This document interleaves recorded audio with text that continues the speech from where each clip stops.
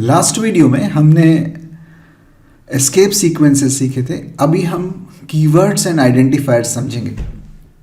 तो keywords are predefined reserve words in C language and each of these words has a predefined use. Keywords predefined reserve words हैं जो सी language में पहले से defined है कि ये वाला वर्ड इसी काम के लिए बना हुआ है, उनको कीवर्ड्स बोलते हैं। Each of this words has a predefined use. हर कीवर्ड का एक पर्टिकुलर इस्तेमाल होता है, यूज होता है। They have a specific meaning to the compiler and cannot be use for any other purpose in C. जो keywords होते हैं उनका कंपाइलर पे एक स्पेसिफिक मतलब डिफाइंड है, एक स्पेसिफिक मीनिंग डिफाइंड है, और उन कीवर्ड्स को हम किसी भी दूसरे पर्पस के लिए यूज नहीं कर सकते हैं। There are 32 keywords in ANSYS। 32 कीवर्ड्स हैं और ये 32 कीवर्ड्स एक दो वेरी भी हो सकते हैं डिपेंडिंग अपॉन कंपाइलर। और ऐसा नहीं कि हमें इन 32 कीवर्ड्स को याद करने की ज़रूरत है।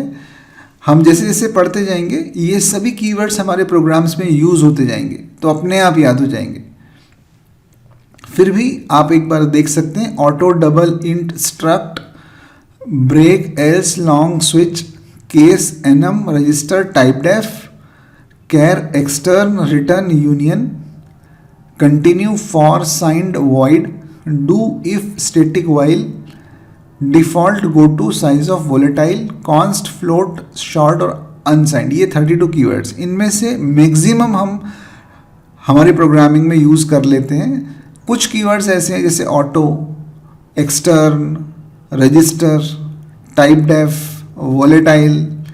इन कीवर्ड्स को हम रेयरली यूज़ करते हैं, पर बाकी जितने हैं उन सबको हम फ्रीक्वेंटली यूज़ करते हैं, तो आपको अपने आप याद हो जाएंगे। तो ये तो कीवर्ड्स हैं। कीवर्ड्स के बाद आइडेंटिफायर्स। आइडेंटिफायर्स क्या होते हैं? आइडेंटिफायर्स मतलब जैसे आपने फर्स्ट प्रोग्राम बनाया, मेन लिखा उसमें, वॉइड मेन। ये जो मेन है, ये मेन एक नाम है, ये आइडेंटिफायर है। तो identifiers are the name given to entities such as variables, functions and structures. तो जो हम नाम रखते हैं हमारे प्रोग्राम्स में, वेरिएबल्स का, फंक्शंस का, स्ट्रक्चर्स का, उन नामों को आइडेंटिफायर्स कहते हैं। अभी हमने फंक्शंस नहीं पढ़े, फंक्शंस हमने सिर्फ मेन देखा है, तो मेन फंक्शन है, उसका नाम मेन है, तो वो एक आइडेंटिफायर। स्ट्रक्चर समझेंगे, वेरिएबल समझेंगे, तो हमको इतना समझ में आ गया कि आइडेंटिफायर मतलब नाम।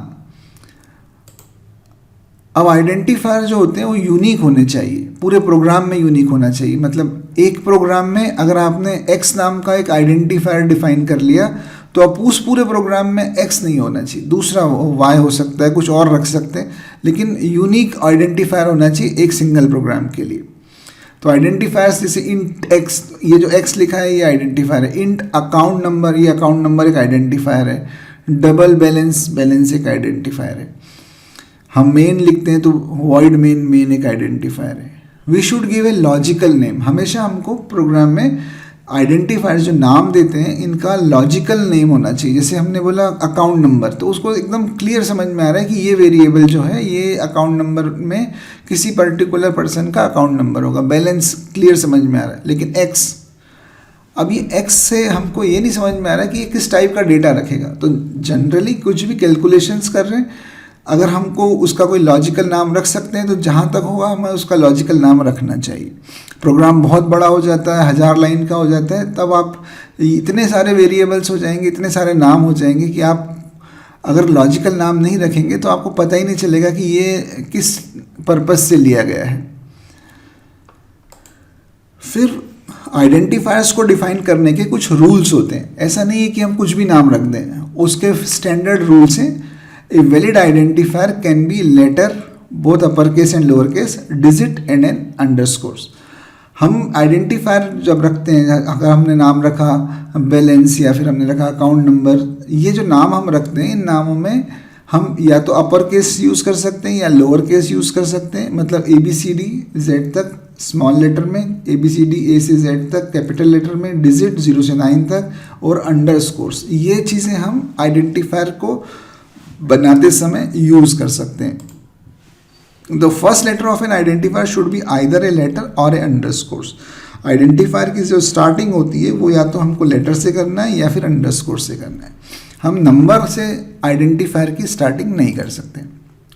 We can not use keywords like int, while etcetera as identifier. मतलब हम हमारे फंक्शन का नाम मेन की जगह वाइल रख दें तो नहीं होगा, क्योंकि वाइल एक कीवर्ड है, वो एक स्पेशल पर्पज से सी में पहले से यूज्ड है, इसलिए हम उसका इस्तेमाल नहीं कर सकते। तो आइडेंटिफायर्स जब हम लिखेंगे तो उसमें कीवर्ड्स के नाम नहीं होंगे।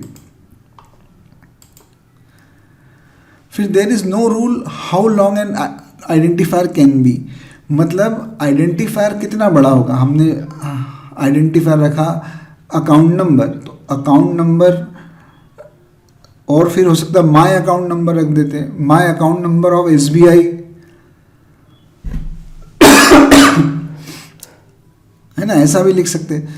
तो ये कितना बड़ा हो सकता है, इसमें कोई लिमिट नहीं होती, लेकिन मैक्सिमम हमको 31 कैरेक्टर्स का रखना चाहिए। कुछ कंपाइलर्स में 31 से ज़्यादा बड़ा आइडेंटिफायर रखने से कुछ इश्यूज होते हैं।